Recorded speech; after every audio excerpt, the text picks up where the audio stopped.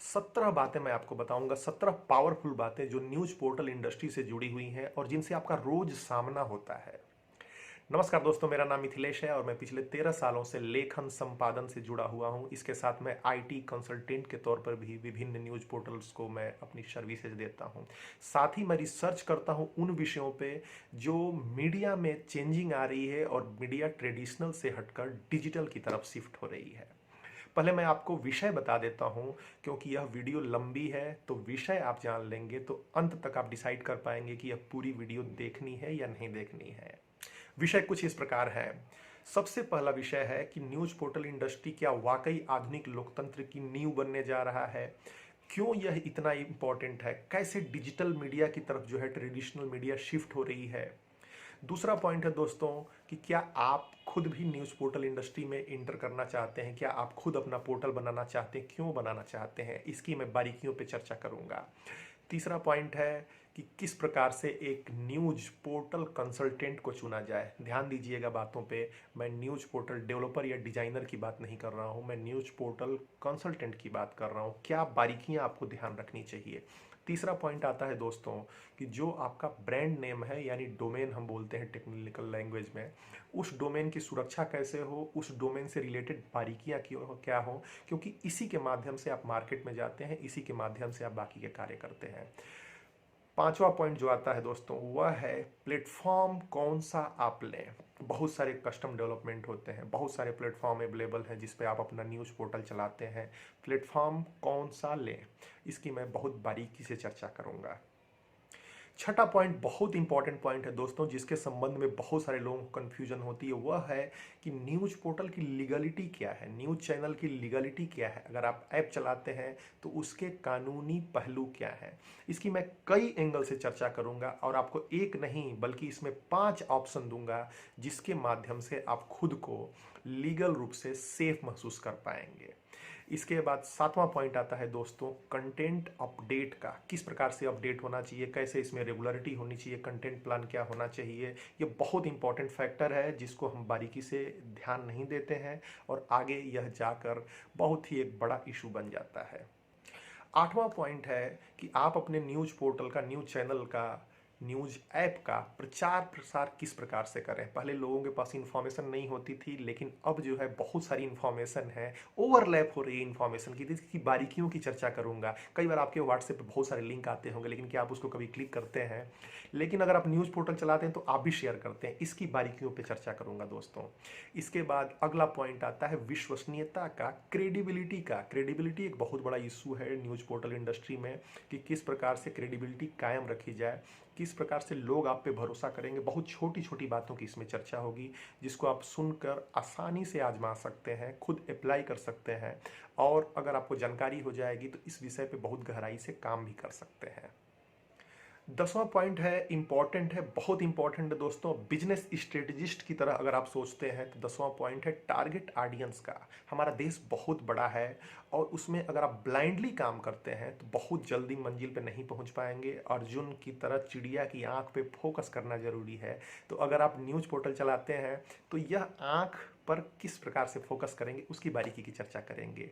अगला पॉइंट है RTI, right to information. एक जर्नलिस्ट के लिए, एक कंटेंट राइटर के लिए, एक न्यूज पोर्टल चलाने वाले व्यक्ति के लिए, न्यूज ऐप चलाने वाले व्यक्ति के लिए कितना जरूरी है और कितना आसान है। क्या आप इसका इस्तेमाल करते हैं? ये बहुत ही बारीक चीज है जिसको बहुत संक्षेप में मैं इस पॉइंट में आपको बताऊंगा। 12वां पॉइंट है दोस्तों सिटीजन जर्नलिज्म का। बहुत सारे लोगों के पास पैसा नहीं होता है, बहुत सारे लोग इंप्लाई नहीं हायर कर सकते हैं, उसमें आप सिटीजन जर्नलिज्म से किस प्रकार फायदा उठा सकते हैं, इसकी संक्षेप में चर्चा करूंगा। बहुत सारी चीजें आप जानते होंगे, बहुत सारी चीजें आप नहीं जानते होंगे, लेकिन मैं बताऊंगा कि इसको अप्लाई किस प्रकार से इजी तरीके से किया जा सकता है। 13वां पॉइंट है जो आप खुद आपसे संबंधित है कि खुद में डिसिप्लिन किस प्रकार से आसान तरीके से ला सकते हैं। थोड़ा मोटिवेशनल है बट बहुत इंपॉर्टेंट है। इसके बाद अगला पॉइंट आता है दोस्तों कि न्यूज ऐप न्यूज पोर्टल से कितना भिन्न है और क्यों यह आज के समय में जरूरी है, इसकी मैं बारीकी की चर्चा करूंगा कि लॉयल्टी पे क्या फर्क पड़ता है, आपके ब्रांड की, आपके न्यूज पोर्टल की लॉयल्टी पे क्या फर्क पड़ता है, यह न्यूज ऐप क्यों है जरूरी, क्योंकि बहुत सारे लोग न्यूज पोर्टल चलाते हैं, न्यूज वेबसाइट चलाते हैं। तो इसकी बारीकी की मैं चर्चा करूंगा, क्योंकि टेक्नोलॉजी की दुनिया में इतनी तेजी से अपडेट हो रहे हैं कि अगर आप स्पीड से नहीं पकड़ेंगे तो कहीं ना कहीं आप पिछड़ जाएंगे। 15वां पॉइंट बहुत इंपॉर्टेंट है दोस्तों, जिसको लेके हमने खुद इनिशिएटिव भी लिया है और आपके लिए एक प्लेटफॉर्म मुहैया कराया है। बहुत सारे लोगों की कम्युनिटी हम बना रहे हैं। आप अकेले चाहे जितना प्रयास करें, लेकिन आप जैसे और लोग भी हैं, क्या उनके साथ आपका जुड़ाव है? बहुत सारे प्रेस संस्थान है, बहुत सारे दूसरे इंडस्ट्रीज में उनकी अपनी एक कम्युनिटी है, उनकी अपनी एक फ्रेटर्निटी है, लेकिन न्यूज पोर्टल चलाने वालों की क्या ऐसी कम्युनिटी है? हम आपको प्रोवाइड भी करेंगे और इसकी बारीकी समझाएंगे कि क्यों कम्युनिटी बिल्डिंग जरूरी है, क्यों नेटवर्किंग जरूरी है। यह आपकी सफलता के जो मार्ग में आप संघर्ष करते हैं, कहीं ना कहीं उसके लिए उसको आसान बना देता है। तो कम्युनिटी बिल्डिंग पे बहुत बारीक चर्चा होगी और इसके बहुत सारे ऑथेंटिक प्रमाण भी मैं आपको देने की कोशिश करूंगा।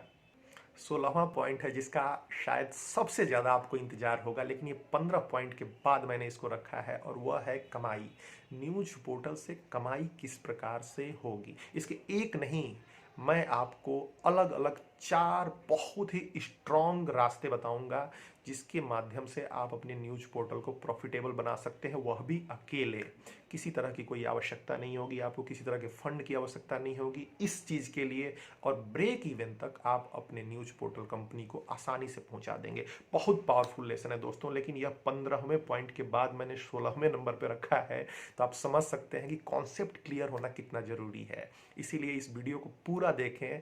अगर आप जंप करके जाएंगे तो कोई फायदा नहीं होगा, क्योंकि बेस मजबूत नहीं होगी, नींव मजबूत नहीं होगी, फिर मकान उस पर कैसे खड़ी हो सकती है। और अंतिम पॉइंट है जो दोस्तों, वह है फंड रेजिंग का। अब सुनते होंगे कि एक अचानक से कोई वेबसाइट चला रहा है, कोई ऐप चला रहा है और किस प्रकार से वो बहुत बड़ा बिलियनियर बन गया, मिलेनियर बन गया, फोर्स पे उसका नाम आ रहा है, ब्लूमबर्ग पे उसका नाम आ रहा है, इंडिया की मैगजीन्स उसको टॉप मिलेनियर्स में बता रही हैं। आप भी कर सकते हैं ऐसा।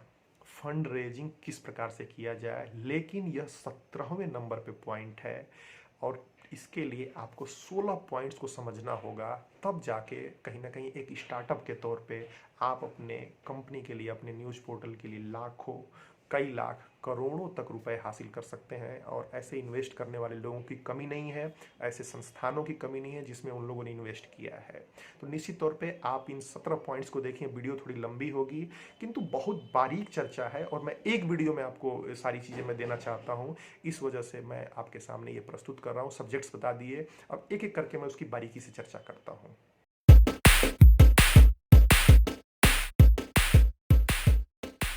पहला पॉइंट डेमोक्रेसी है, यानी लोकतंत्र। भारतीय संविधान द्वारा हमारा लोकतंत्र सुरक्षित है, और इसके मुख्य रूप से 3 अंग बनाए गए हैं। व्यवस्थापिका जो कानून बनाती है, कार्यपालिका जो कानून लागू करती है, और न्यायपालिका जो इसमें समस्या आती है उसको न्यायपूर्ण तरीके से सुलझाती है।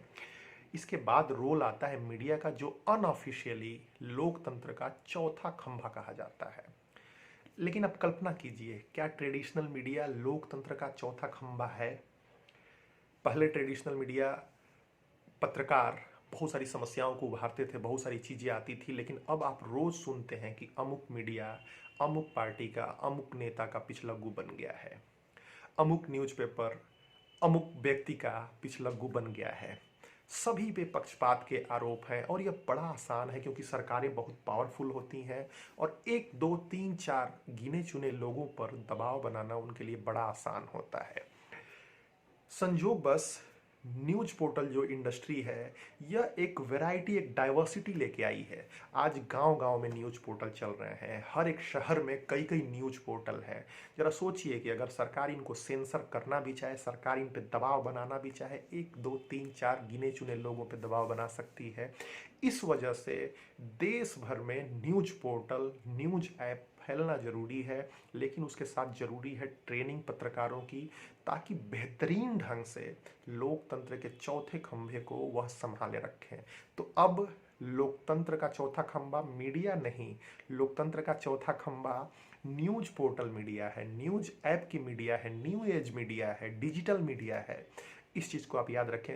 मुझे लगता है कि बहुत ज़्यादा मैं लेक्चर के मूड में नहीं आऊँगा, नहीं तो इस पे बहुत लंबा बोला जा सकता है, बहुत सारी चीज़ें हैं। लेकिन कॉन्सेप्चुअली आप समझ लें कि आने वाला भविष्य सिर्फ डिजिटल मीडिया क्या है। पेपर वगैरह बहुत ज़्यादा रिलेवेंट नहीं रहेंगे, क्योंकि आज की खबर कल कौन पढ़ेगा, मैगजीन आज की खबर हफ्ते भर बाद या महीने भर बाद कौन पढ़ेगा। ठीक है, उसमें कुछ एनालिसिस होती है और उस रिपोर्ट्स की अपनी अहमियत है, लेकिन डिजिटल मीडिया का मुकाबला नहीं किया जा सकता, किसी हालत में नहीं किया जा सकता, क्योंकि कॉस्ट इसकी बहुत कम है और इस वजह से लोकतंत्र को यह लगातार मजबूती दे रहा है। एक और मैं बात करूं इलेक्ट्रॉनिक्स मीडिया की, तो इलेक्ट्रॉनिक्स मीडिया में भी आपसे मैं पूछता हूं, कितना टीवी देखते हैं आप? शायद बहुत कम, क्योंकि आपके हाथ में जो मोबाइल है, आपके हाथ में जो एक वर्चुअल डिजिटल चीज़ है जिसके साथ आप कम्युनिकेट कर सकते हैं, टू वे कम्युनिकेशन कर सकते हैं, चूज कर सकते हैं कि ये देखना है, ये नहीं देखना है, ये प्रोग्राम करना है, ये प्रोग्राम नहीं करना है। इसीलिए आपका अधिकांश समय, युवाओं का अधिकांश समय, बड़े लोगों का अधिकांश समय पूरा मोबाइल पर शिफ्ट हो चुका है। तो आने वाला भविष्य डिजिटल डेमोक्रेसी पूरी तरीके से न्यूज पोर्टल इंडस्ट्री पे और न्यूज ऐप इंडस्ट्री पे टिकेगी और इसकी ऑथेंटिसिटी कायम रखना हमारी जिम्मेदारी है। ये पहला पॉइंट था दोस्तों कि क्यों अब लोकतंत्र का चौथा खंभा न्यूज पोर्टल इंडस्ट्री है। अब मैं दूसरे पॉइंट पे आता हूं।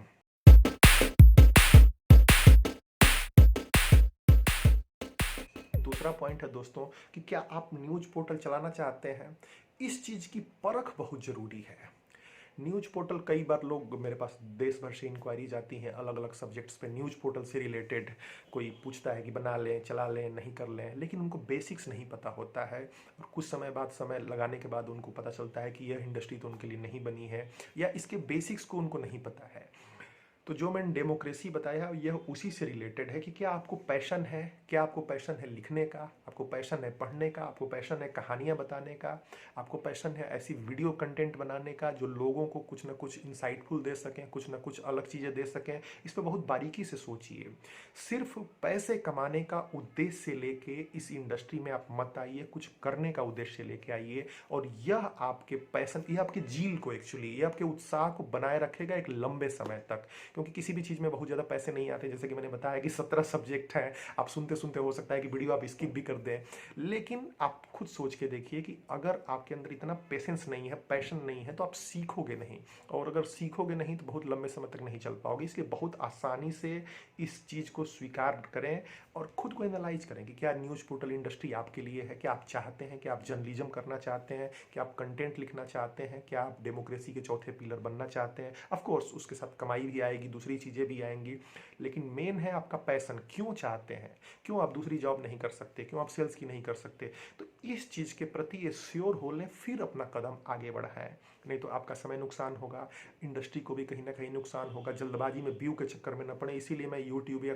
फेसबुक मीडिया की बात नहीं कर रहा हूँ कि आसानी से उस पर अकाउंट बनता है व्यूज के लिए, बहुत सारे लोग आते हैं। मैं न्यूज पोर्टल वर्ड यूज कर रहा हूँ क्योंकि इसमें थोड़ी बहुत इन्वेस्टमेंट भी लगती है, न्यूज ऐप बनाने में थोड़ी इन्वेस्टमेंट भी लगती है, एनर्जी भी लगती है। अभी हमने पिछले दिनों सुना कि सुशांत सिंह राजपूत की जो एक आत्महत्या हुई थी, या जो भी एक केस चल रही है, बहुत सारी उस पर कॉन्स्पिरेसी थ्योरी है। तो मेन जो बात मैं बताना चाह रहा हूँ कि बिहार के किसी यूट्यूब चैनल वाले बंदे ने व्यूज से फेक न्यूज फैला के लाखों रुपए कमा लिए। और ऐसे एग्जाम्पल बड़े आम है। तो व्यूज के चक्कर में ना पड़े, सिर्फ कमाई के चक्कर में ना पड़े। इस इंडस्ट्री को सम्मान दिलाना है, खुद को एक लॉन्ग सस्टेनेबल करना है, तो आप इस इंडस्ट्री में आइए। तो बहुत आसानी से श्योर हो लीजिए कि क्या आप सच में इस इंडस्ट्री को अपनाना चाहते हो, क्या सच में आपके अंदर पैशन है। इस चीज को जब श्योर हो जाते हो तो फिर तीसरे पॉइंट पे चलो।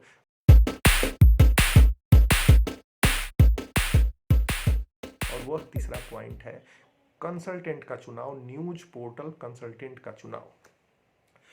News portal developer, news portal designer मैं बिल्कुल नहीं बोल रहा हूँ, न्यूज पोर्टल कंसल्टेंट कर रहा हूँ, क्योंकि उसको एक होलिस्टिक नॉलेज होना बहुत जरूरी है, एक समग्र अप्रोच होना बहुत जरूरी है। अगर किसी आप न्यूज पोर्टल डेवलपर के साथ जाते हैं, वेबसाइट डेवलपर के पास जाते हो, तो वो छोटी मोटी बातें बता देता है और वो डेवलप करके दे देता है, उसके पीछे पता होता है, आगे पता होता है, और कहीं ना कहीं आप बीच में एक बार फंस जाते हैं।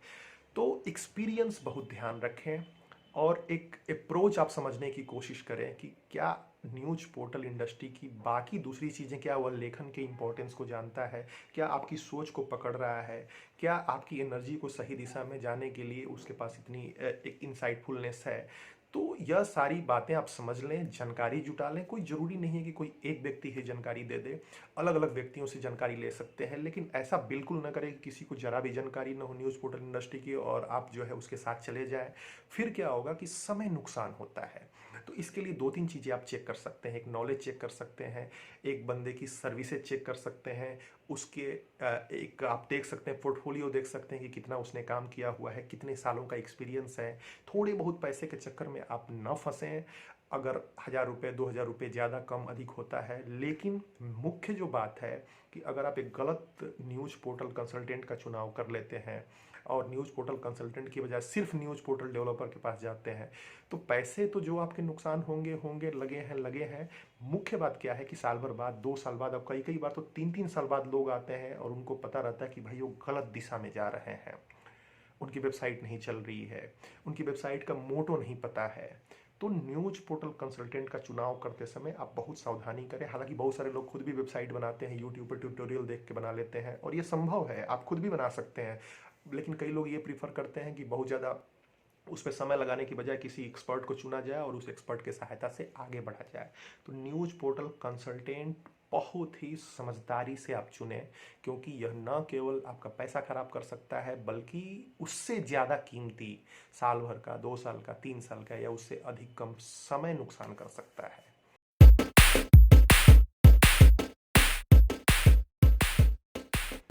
चौथे पॉइंट में मैं आता हूं तो ये डोमेन की सुरक्षा है। डोमेन जो है एक आपका प्राइम चीज़ है, एक आपका ब्रांड नेम होता है और डोमेन अगर आप कहीं से रजिस्टर्ड खुद करते हैं तो आप इसकी बारीकियां जानते हैं और आपके अपने पास रहता है।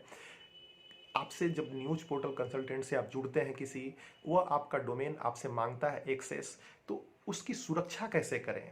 वो ध्यान रखें कि अपना लॉगिन पैनल देने की बजाय आप अपने डेस्कटॉप को, अपने कंप्यूटर को आप ओपन कर सकते हैं और वहाँ पे एक नेम सर्वर चेंज होता है, वह चेंज कर सकता है अगर आपने अपने से डोमेन बुक किया है तो। अगर न्यूज़ पोर्टल कंसल्टेंट आपका डोमेन बुक कर रहा है और उसके साथ पैकेज में इंक्लूड है डोमेन, तब आप कोशिश करें और उसको बोलें, कोशिश नहीं करें कि आपकी ईमेल आईडी उस डोमेन के साथ एसोसिएटेड हो। आपके पास मेल आनी चाहिए और आप लॉगिन करके चेक कर लें कि डोमेन आपके पास है कि नहीं। हुईज पे चेक कर लें। मैं इसका लिंक दे दूंगा डिस्क्रिप्शन बॉक्स में। इस पे एक बहुत डिटेल लेख भी लिखूंगा जिसको आपको पढ़ना चाहिए अगर आप सच में इस चीज़ को बहुत ज़्यादा सीरियसली लेते हैं तो न्यूज पोर्टल के लिए आप डोमेन की सुरक्षा सिक्योर करें। डोमेन सर्च करने के लिए भी बहुत सारे आपको टूल मिल जाएंगे। अलग अलग डोमेन सर्च करें, सावधानी से सर्च करें, क्योंकि यह आपकी पहचान बनने वाली है। यह इस पे आप समय लगाने वाले हैं। कई बार ऐसा होता है कि किसी वेबसाइट डेवलपर के साथ कोई बंदा न्यूज़ पोर्टल बनवा लेता है और 2 साल के बाद पता चलता है कि वह उसको डोमेन ही नहीं दे रहा है। कई जगह चीटिंग होती है, छोटी छोटी बातें। जब इंडस्ट्री कंसोलिडेट होती है तो निश्चित तौर पे बहुत सारी चीज़ें सामने आती हैं, किंतु डोमेन की सुरक्षा आप सिक्योर करें और अपने पास रखें, यह बात बहुत इंपॉर्टेंट है।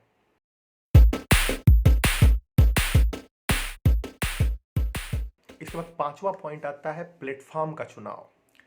न्यूज पोर्टल किस प्लेटफॉर्म पे बनाएं? बहुत सारे प्लेटफॉर्म हैं। सीएमएस के भी बहुत सारे प्लेटफॉर्म हैं, ब्लॉगर है, वर्डप्रेस है, ड्रूपल है, जुमला है। इसी तरह से बहुत सारे कस्टम प्लेटफॉर्म है। किसी डेवलपर के पास जाते हैं, उसके पास अपना एक कस्टम प्लेटफॉर्म होता है, अपने तरीके से उसने कोडिंग की होती है, अपने तरीके से उसने पोर्टल बनाया होता है। अभी मेरे एक मित्र हैं जिन्होंने अपनी वेबसाइट बहुत अच्छी चला रहे हैं, बहुत अच्छा उस पर विजिट आई है और बाद में देखने पता चला कि कस्टम डेवलपमेंट हुआ है। अब कस्टम डेवलपमेंट जब साधारण तौर पे लोग करते हैं, कस्टम डेवलपमेंट मतलब अपने तरीके से आर्किटेक्ट उसका बनाते हैं, अपने तरीके से कोडिंग करते हैं, फिर आप उसको शिफ्ट नहीं कर सकते। फिर आपको जो है कम पैसे में फिर आपको शुरू से काम करना पड़ता है, क्योंकि मैक्सिमम एक डेवलपर का कोड दूसरा डेवलपर बहुत ज़्यादा छेड़छाड़ नहीं कर सकता है, वह शुरू से ही बनाता है। क्योंकि जब आप छोटे लेवल पे काम करते हैं, बड़ी बड़ी कंपनियां कस्टम काम कराती हैं लेकिन उनके पास लाखों का बजट होता है, उनके पास डॉक्यूमेंटेशन की टीम होती है। लेकिन आप अगर कस्टम डेवलपमेंट कराते हैं तो यह आपके लिए नुकसानदायक हो सकता है। आपको मैं सजेस्ट करूंगा कि वर्डप्रेस वेबसाइट पे जाएं, वर्डप्रेस पे अपना न्यूज पोर्टल डेवलप करें। न्यूज पोर्टल डेवलप करने के लिए आपको ऑनलाइन भी टूल मिल जाएंगे, या किसी जो आप कंसल्टेंट से, न्यूज पोर्टल कंसल्टेंट से, उससे भी कहें कि न्यूज पोर्टल वर्डप्रेस प्लेटफॉर्म पे ही बनाए। इसका रीज़न बड़ा साफ है, 36% से अधिक वेबसाइट्स पूरी दुनिया भर की इस प्लेटफॉर्म पे डेवलप हो रही हैं। बहुत सारे टूल आपको फ्री मिल जाएंगे जो साधारणतः डेवलप ही नहीं हो सकते। अगर एक डेवलपर इसका नहीं मिलता है तो दूसरा डेवलपर मिल जाता है। बैकअप लेना आसान है, बहुत सारे प्लगइन इसमें मिलते हैं, बहुत सारी डिजाइन फ्री मिलती हैं आपको। पेड डिजाइन्स मिलती हैं, बहुत सारी चीज़ें हैं, लाखों की चीज़ें आपको कुछ हज़ारों में मिल जाती है। कई लोग मुझसे प्राइस पूछते हैं।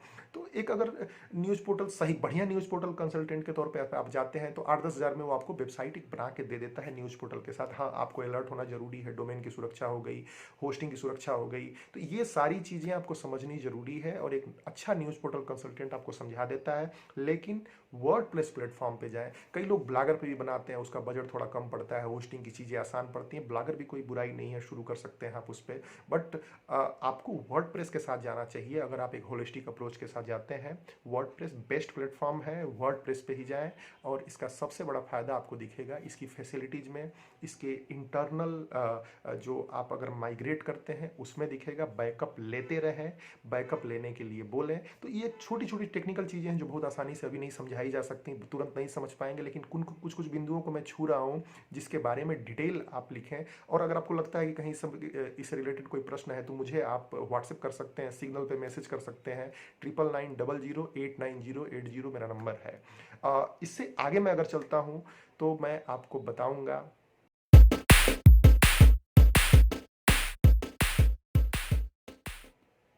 7वें पॉइंट में कि न्यूज पोर्टल का कंटेंट किस प्रकार से अपडेट हो, रेगुलर किस प्रकार से अपडेट हो। अब आपने पोर्टल बना लिया, एक अच्छा कंसल्टेंट भी चुन लिया, डोमेन नेम भी सुरक्षित कर लिया, इसके प्रति डेडिकेट भी हो गए, किंतु इसको अपडेट करना बहुत जरूरी है। रोज खुराक देना जरूरी है। जिस प्रकार से आप रोज खाना खा रहे हैं तो न्यूज पोर्टल रेगुलरली अपडेट करना बहुत जरूरी है, क्योंकि आपके ऑडियंस के पास अगर एक न्यूज पहुंच जाती है, दूसरी न्यूज नहीं पहुंचती है, तो फिर दूसरी तरफ शिफ्ट हो जाता है। बहुत शार्ट स्पैन है कि किसी एक वेबसाइट पर टिका रहे बंदा, किसी एक न्यूज पोर्टल पर टिका रहे। तो आप उसको खुराक दीजिए, अपने ऑडियंस को पकड़िए, और इसके लिए जरूरी है रेगुलर अपडेट करना।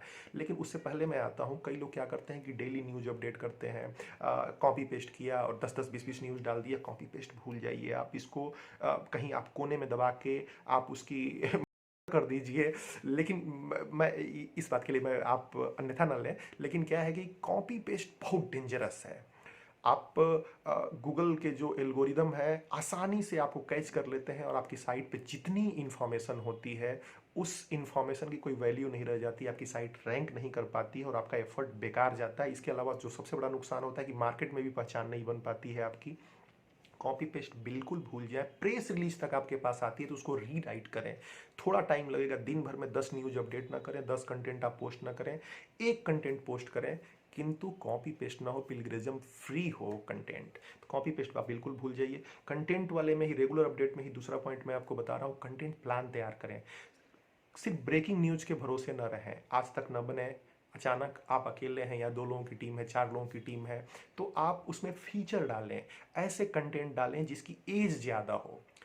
आज किसानों ने रैली की, अगर आपने सिर्फ ये ब्रेकिंग डाल दिया, ये न्यूज कल बेकार चली गई। लेकिन किसानों की रैली के पीछे कारण क्या है, अगर आपकी आपने इसकी एनालिसिस की तो आप निश्चित तौर पे वो कंटेंट बाद में भी पढ़ा जाएगा। तो ऐसा कंटेंट दें जिसकी एज 1 दिन से ज़्यादा हो, महीने भर पढ़ा जा सकता है, साल भर पढ़ा जा सकता है। कुछ कंटेंट ऐसे होते हैं जो हमेशा पढ़े जा सकते हैं। तो अगर आप अकेले काम करते हैं तो ऐसे कंटेंट प्लान बनाएं, महीने भर का चार्ट बनाएं कि पहले दिन ये, दूसरे दिन ये, तीसरे दिन ये। कम से कम अपनी पूरी वेबसाइट का, पूरे न्यूज वेबसाइट का, न्यूज पोर्टल का या ऐप का जो कंटेंट आप डालते हैं उसका 40% हिस्सा ऐसे डालें, ऐसा कंटेंट डालें जिसकी एज ज़्यादा हो। और इसके लिए आपको प्लान करना पड़ेगा। इसके लिए एक पॉजिटिव चीज़ यह है कि कोई ज़रूरी नहीं कि इसको आपको रेगुलर अपडेट करना है। आपने एक बार कंटेंट लिख लिया, उसको शेड्यूल कर सकते हैं अलग अलग टाइम पे, लेकिन ये बहुत ज़रूरी है। रेगुलर अपडेट बड़ा इंपॉर्टेंट है। रेगुलर अपडेट कई बार क्या होता है कि अकेले बंदे नहीं कर पाते हैं। अगर आप न्यूज़ पोर्टल के ऑनर हैं, अकेले काम कर रहे हैं, मार्केट में जाते हैं, अपडेट नहीं कर पाते हैं, तो उसके लिए हमारी कंपनी सर्विस भी देती है और आपको बहुत कम दामों पे यूनिक कंटेंट पूरे महीने प्रोवाइड करती है। नो संडे, मंडे, ट्यूसडे या कोई छुट्टी नहीं, कोई होली, दिवाली, ईद नहीं, कोई क्रिसमस नहीं। हर दिन हमारी टीम अपडेट करती है, सुबह 6 बजे से लेकर रात के 11 बजे तक। अलग अलग उसके प्लान हैं। तो अगर आप अपने पोर्टल पे यूनिक कंटेंट चाहते हैं, अपडेट कराना चाहते हैं, तो आप हमारी भी सहायता ले सकते हैं। नहीं तो खुद को शेड्यूल कीजिए। खुद को शेड्यूल करना बहुत इंपॉर्टेंट है। अगर आपके पास पहले बजट नहीं है, चीज़ें नहीं है, तो आप शेड्यूल करें। लेकिन अगर आप मार्केट में बिजी रहते हैं, आपके पास इतना बजट है, तो डायरेक्टली स्टाफ हायर करने की बजाय आप हमारी सर्विस लें। रीज़न क्या है कि डायरेक्टली आप स्टाफ हायर करेंगे, उसको ट्रेनिंग देना, उसमें इन्वॉल्वमेंट होना एक बड़ा लंबा प्रोसेस है, एचआर डिपार्टमेंट से लेके दूसरी चीज़ें। ट्रेनिंग दिया, बहुत ज़्यादा आप उसको सैलरी नहीं दे पाएंगे तो क्या करेगा, एक दिन के बाद क्विट कर जाएगा। तो सर्विस की गारंटी नहीं होगी। बाद में डेफिनेटली आपको अपनी टीम रखना पड़ेगा, बढ़ाना पड़ेगा, लेकिन नींव मजबूत करने के लिए, रेगुलर कंटेंट अपडेट करने के लिए, इंटेलिजेंट कंटेंट अपडेट करने के लिए, copy paste free content update करने के लिए आप हमें आर्टिकलपीडिया को संपर्क कर सकते हैं। मेरे नंबर पे मुझे व्हाट्सएप कर सकते हैं, सिग्नल कर सकते हैं। 99900890 मेरा नंबर है। और मेरी ईमेल आईडी या मेरी वेबसाइट पे भी आप मुझे विजिट कर सकते हैं। articlepedia.in मेरी वेबसाइट है।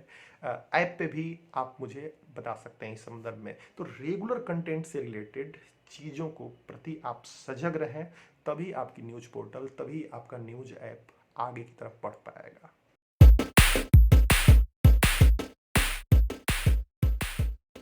8वां पॉइंट है दोस्तों, प्रचार प्रसार। आपने कंटेंट लिख लिया, और अगर आप यूनिक कंटेंट लिखते हैं तो आप यकीन मानिए कि गूगल की इंडेक्सिंग में वह कंटेंट ऑटोमेटिक भी आने लगेगा, लेकिन आपको एफर्ट लगाना पड़ेगा। क्योंकि कई बार क्या होता है कि लोग गूगल में नहीं जाते हैं, कई बार लोग व्हाट्सएप पे टाइम लगाते हैं, फेसबुक पे टाइम लगाते हैं, दूसरे सोशल मीडिया ऑप्शंस पे टाइम लगाते हैं। तो एक टेंडेंसी बन गई है न्यूज़ पोर्टल चलाने वालों की कि 20 लिंक उठाया, 20 लिंक हर जगह ठोक दिया। आपके व्हाट्सएप पे मैसेज आते हैं, खुद का आप एक सर्वे कीजिए, आप कितने व्हाट्सएप मैसेजेस को आप क्लिक करते हो? शायद एक भी नहीं। तो जो आप भेजते हो उसे भी कोई क्लिक नहीं करता है, तो इंटेलिजेंट मैसेज क्यों नहीं भेजे आप? इसके लिए बहुत ज़रूरी है कि शुरू में कुछ ग्रुप्स बनाएं, अलग अलग इंटरेस्ट के लोगों के हिसाब से। जैसे सरकारी अधिकारियों का एक ग्रुप बना सकते हैं, स्टूडेंट्स का एक ग्रुप बना सकते हैं, फैमिली का एक अलग ग्रुप बना सकते हैं, ब्रॉडकास्ट लिस्ट इसी तरीके से बना सकते हैं, कस्टमर का। और जो कंटेंट उनके काम का हो, इंटेलिजेंटली, थोड़ी मेहनत लगेगी इसमें शुरू में आपको, ये सारी चीज़ें अलग अलग कैटेगराइज करने में मेहनत लगेगी, लेकिन एक बार बन जाएंगी तो उसका फ़ायदा मिलेगा। ऐसे ब्लाइंडली भेजेंगे तो आपके मन को तो संतुष्टि होगी कि आपने लिंक भेज दिया, लेकिन मुश्किल यह है कि वो उस लिंक को कोई क्लिक नहीं करेगा, उस लिंक को कोई खोलेगा नहीं। और यह आप व्यूज में, एनालिटिक्स में आप आसानी से देख सकते हैं। अगर वर्डप्रेस पे आपकी वेबसाइट है तो उसमें एनालिटिक्स इंप्लीमेंट आपने किया है तो ठीक है, नहीं भी किया है तो जेटपैक का फ्री प्लगइन आता है, उसमें आपको स्टैट्स दिखला देगा आसानी से। तो मेन बात थी कि प्रचार प्रसार के लिए इंटेलिजेंटली आप करें प्रचार प्रसार, सही लोगों तक सही कंटेंट पहुंचाएं। अगर कोई बुजुर्ग है तो उसको हेल्थ से रिलेटेड चीज़ें पहुंचा सकते हैं। इस पर थोड़ा वर्क करना पड़ेगा, थोड़ा रुकना पड़ेगा। ब्लाइंडली आप शेयर ना करें शेयर। इसके अलावा अगर आपके पास काम की भी चीज़ें हैं और दिन भर में आप किसी के मोबाइल पे 10 बार 5 बार आप न्यूज़ अपडेट करते हैं, हर चीज़ आप भेजते हैं, तो कहीं ना कहीं इसका नुकसान होता है। वह व्यक्ति आपको ब्लॉक कर देता है। आप भेज रहे हैं और आपका मैसेज उस तक पहुंच नहीं रहा है। फिर क्या करना है आपको कि जितनी इंपॉर्टेंट न्यूज है, रिलेवेंट न्यूज भी है, तो एक आप कैप्सूल बनाएं। न्यूज का टाइटल लिखें, एक आध वर्ड लिखना चाहे तो लिख दें, नीचे न्यूज का लिंक दे दें, फिर उसके नीचे दूसरी न्यूज डालें, तीसरी न्यूज डालें, नीचे अपने ऐप का प्रचार दे सकते हो। एक कैप्सूल बना के डेली, वीकली, मंथली बेसिस पे लोगों को आप अपडेट कर सकते हैं। तो यह सारी चीजें हैं, बहुत सारी नोटिफिकेशन की सुविधाएं आ गई हैं, तो काम की चीजों को ही आपको भेजना चाहिए। सोशल मीडिया पे भी आप रिलेवेंट ग्रुप में ही डालें, रिलेवेंट पेजेस में ही आप कम्युनिटी बिल्डिंग करें। अगर आप अपनी पोस्ट को बूस्ट कर सकते हैं, उस पर बजट लगाते हैं, उसको पेड मार्केटिंग करते हैं, तो भी आप टारगेट सेट करने में बहुत सावधानी बरतें, नहीं तो आपका पैसा भी खराब होगा और आपकी ऑडियंस जो बिल्ड होगी वो भी आपके काम की नहीं होगी। इसलिए बहुत जरूरी है। इसके अगले पॉइंट में मैं बताऊंगा कि टारगेट ऑडियंस सेट कैसे करें, लेकिन प्रचार प्रसार के लिए आप थोड़ा इंटेलिजेंटली वर्क करें।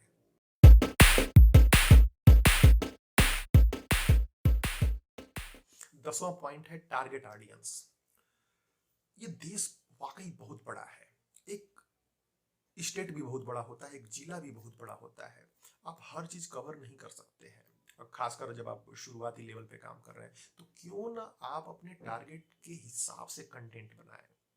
क्यों ब्रेकिंग न्यूज करना है? अगर आप क्राइम में काम करते हैं, पॉलिटिक्स में काम करते हैं, तो उस पर ठीक है, कुछ करिए। लेकिन मैं ये नहीं कर रहा हूं कि आप सारे कंटेंट न डालें, लेकिन अपने कंटेंट का मैक्सिमम हिस्सा एक कैटेगरी पे फोकस कीजिए, ताकि टारगेट बिल्ड हो, ऑडियंस बिल्ड हो। सपोज कीजिए कि आप एजुकेशन पे कंटेंट ज़्यादा देते हैं, तो आपका एक टारगेट बिल्ड होगा। जो पेरेंट्स हैं, जो स्टूडेंट्स हैं, उस चीज़ को पढ़ेंगे और आपकी ऑडियंस बिल्ड होगी। बाद में इसका फायदा होगा। कमाई वाले पॉइंट में बताऊंगा कि टारगेट ऑडियंस बिल्ड करने का क्या फायदा होता है। एक्चुअली आप अगर ब्लाइंडली करते हैं तो आपकी साइट की बहुत ज़्यादा वैल्यू नहीं बन पाती है, आपकी न्यूज़ पोर्टल का बहुत ज़्यादा वैल्यू नहीं बन पाती है, न्यूज़ ऐप को बहुत वैल्यूएबल नहीं कहा जा सकता है, और कमाई के माध्यम पे इसका असर पड़ता है। इसका एक और बड़ा नुकसान है कि अगर आप एक फील्ड में काम करते हैं तो उस फील्ड में बहुत इन डेप्थ कंटेंट दे सकते हैं, आप उसमें रिसर्च कर सकते हैं। जैसे मैं न्यूज़ पोर्टल इंडस्ट्री में मैं काम कर रहा हूँ, मैं न्यूज़ ऐप बनाता हूँ, न्यूज़ वेबसाइट्स भी बनाता हूँ, लेकिन मैं दूसरी वेबसाइट्स नहीं लेता। इसका फ़ायदा ये है कि आज मैं 17 पॉइंट्स आपको बता रहा हूँ, इस फील्ड में आप इन डेप्थ चले जाएंगे। जब आप एक कैटेगरी को पकड़ते हो, एक चीज़ को पकड़ते हो, तो आपकी नॉलेज, आपका काम करने का स्टाइल बहुत ज़्यादा यूनिक हो जाता है और बहुत इफेक्टिव हो जाता है।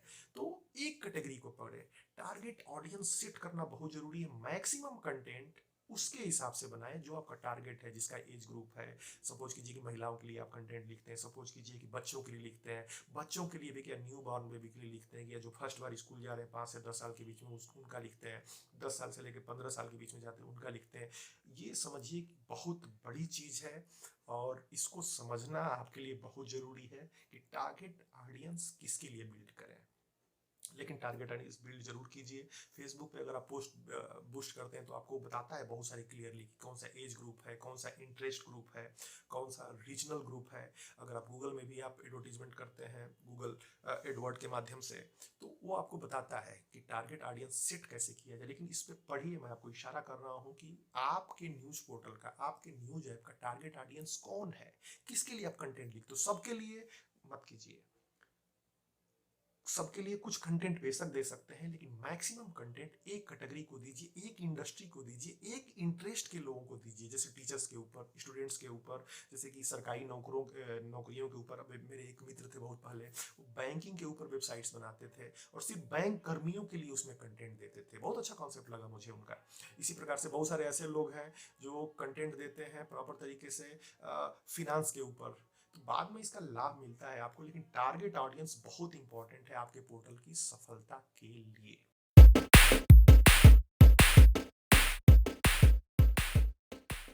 11वां पॉइंट बहुत इंपॉर्टेंट है दोस्तों, और इसने देश में एक तरह से क्रांति लाई है। दिल्ली के मुख्यमंत्री अरविंद केजरीवाल का नाम हम जानते हैं, लेकिन मुख्यमंत्री बनने से पहले वह क्या थे? एक आरटीआई एक्टिविस्ट। बहुत सारे जर्नलिस्ट, अच्छे जर्नलिस्ट एक आरटीआई एक्टिविस्ट भी हैं। गवर्नमेंट का तंत्र बहुत बड़ा है, कोई आपको इन्फॉर्मेशन नहीं देता है, लेकिन आरटीआई के माध्यम से अगर इन्फॉर्मेशन मांगते हैं तो इन्फॉर्मेशन आपको मिलती है। जैसे न्यूज पोर्टल की लीगलिटी के बारे में ऐसे आप पूछेंगे, किसी को कुछ पता नहीं, कोई बताएगा नहीं, सरकारी अधिकारी नहीं बताएंगे आपको। लेकिन एक आरटीआई लगाइए, आपके पास निश्चित समय में जवाब आएगा।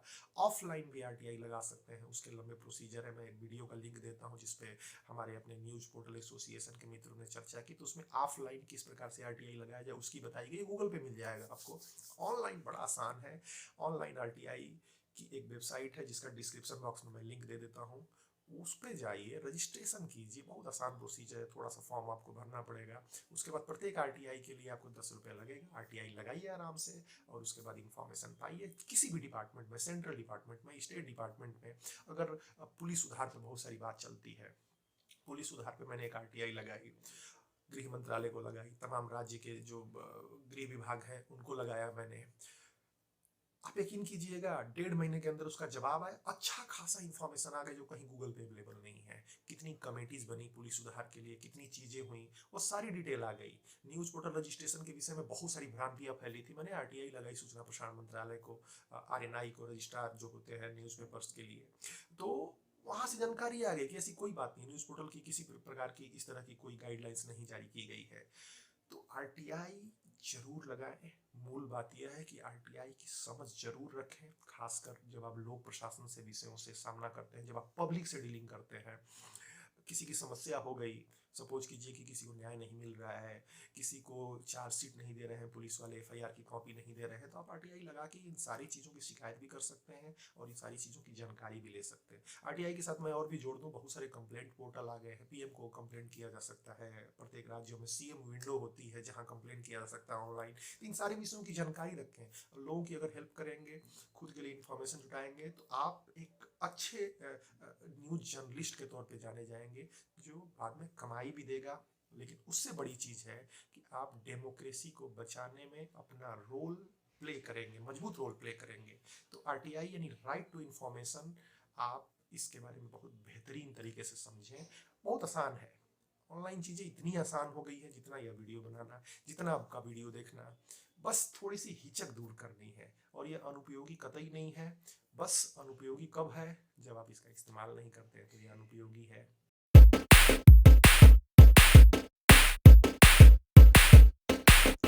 दोस्तों, सिटीजन जर्नलिज्म का, आप अकेले हैं, आपको बहुत सारा कंटेंट चाहिए, आपको एक कनेक्टिविटी भी चाहिए, आपके पास व्यूअर भी चाहिए। सोचिए कि सिटीजन जर्नलिज्म क्या इन सारी चीजों पे फिट नहीं बैठता है? लोग अपनी समस्याओं को आपसे खुद बताते हैं और बड़ा यूनिक चीज होती है। इसमें 2-3 आपको फॉर्मेट्स बनाने हैं, फिर आप इजीली आप इसको टैकल कर पाएंगे और लोगों से आपका सीधा जुड़ाव हो पाएगा। आप याद कीजिए पहला पॉइंट, जब मैंने बोला था कि डेमोक्रेसी का चौथा स्तंभ अब digital media, news portal media है। तो यही बात थी कि लोग आपके पास भेजते हैं, मेरे पास खबरें भेजते हैं, सबके पास भेजते हैं कि भाई ये प्रॉब्लम हो गई, ये चीजें हो गई। करना क्या है कि थोड़ा सा उसकी पुष्टि कर लेनी है। अगर कोई क्राइम की खबर है, कोई और चीज की खबर है, या किसी प्रमोशन की खबर है, एक बेसिक लेवल पे आप पैरामीटर बना लीजिए कि आप अगर पत्रकारिता कर रहे हैं, आप जर्नलिज्म कर रहे हैं, तो आप उसको पढ़ के आप समझ सकते हैं, बात करने से समझ सकते हैं। क्राइम हुआ है तो आप कंफर्म कर सकते हैं, संबंधित थाने से या संबंधित जो अधिकारी है उसका फोन नंबर आसानी से आपको ऑनलाइन मिल जाएगा, वहां से आप फोन पे कंफर्म कर लीजिए, चले जाइए। ग्राउंड रिपोर्टिंग भी एक हो जाएगी, खुद भी ग्राउंड पे जा सकते हैं।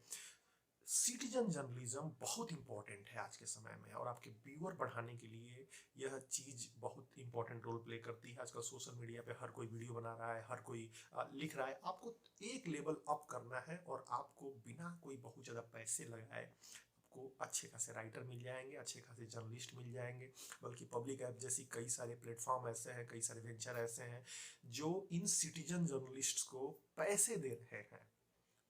तो आप क्या इन्हें फ्री में खुद से एसोसिएट नहीं कर सकते हैं? सोच के देखिए, 2, 4, 10, 20, 50 लोग अगर आपके साथ जुड़ जाते हैं और आप उनकी खबरों की इंपॉर्टेंस दे देते हैं, थोड़ा सा आप उसको एक एक्सपोजर दे देते हैं, तो आपके साथ हमेशा जुड़ जाएंगे। फिर बाद में आप लोग कोई फिनेंशियल भी चीज कर सकते हैं। और एक बार जो न्यूज देता है, बाद में कमाई वाले रास्ते में बताऊंगा कि इसका फायदा क्या हो सकता है। वो आपके लिए विज्ञापन भी ला सकता है, वो आपके लिए दूसरे माध्यमों से पैसे भी ला सकता है। तो नेटवर्क बिल्डिंग, एक न्यूज पोर्टल जब चला रहे हैं तो नेटवर्क बिल्डिंग में यह चीजें बड़ी काम आएगी। तो सिटीजन जर्नलिज्म का कॉन्सेप्ट पहले से चल रहा है, कई कंपनियां इसको मोनेटाइज कर रही हैं, लेकिन आपको अपने न्यूज पोर्टल के लिए इसका इस्तेमाल जरूर करना चाहिए। इस पे गौर कीजिए, क्योंकि आपके पास रिसोर्स कम है। आप बहुत ज़्यादा परमानेंट इंप्लाई नहीं रख सकते, आप बहुत ज़्यादा मुझे जैसे कंपनियों को हायर नहीं कर सकते जो आपके लिए रेगुलर कंटेंट अपडेट करें, क्योंकि वो आपके मंथली खर्च होंगे। तो फ्री की रिसोर्सेज के लिए थोड़ा उनको ट्रेनिंग दीजिए, थोड़ा उनको मैनेज कीजिए, और कई अच्छे लोग मिलेंगे आपको जो आपके पोर्टल को आगे बढ़ाएंगे। यह 12 पॉइंट्स दोस्तों इस वीडियो में। पहले ये वीडियो कई मिनट की हो चुकी है, काफी लंबी हो चुकी है, लेकिन कुछ मुद्दे बचे हुए हैं जो दूसरी वीडियो में आपको बताएंगे।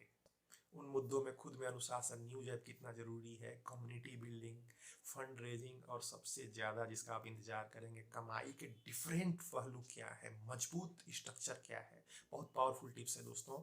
अगली वीडियो में आप देखिए इसका दूसरा पार्ट। ये वीडियो बनाऊंगा बहुत लंबी हो जाएगी, बहुत लेंदी हो जाएगी, इसलिए दूसरी वीडियो में इस वीडियो का जो अगला हिस्सा है वो मैं प्रेजेंट करूंगा। तब तक मिथिलेश को इजाजत दीजिए। बहुत बहुत नमस्कार। दूसरी वीडियो जरूर देखिए, आई बटन में या डिस्क्रिप्शन बॉक्स में इस दूसरी वीडियो का लिंक दिया गया है। और कमेंट जरूर करें, बड़ी मेहनत लगी है दोस्तों, मेरा 13 साल का एक्सपीरियंस है जो मैं आपके सामने प्रेजेंट कर रहा हूँ। आप वीडियो देखें तो लाइक बटन जरूर दबाएं, कमेंट करें और शेयर करें, ताकि कम्युनिटी बिल्डिंग में आसानी हो। दूसरे सब्जेक्ट्स, कमाई और फंड रेजिंग को देखना ना भूलें। इंतजार करें। आप सब दोस्तों का प्रेम पूर्वक बहुत बहुत धन्यवाद।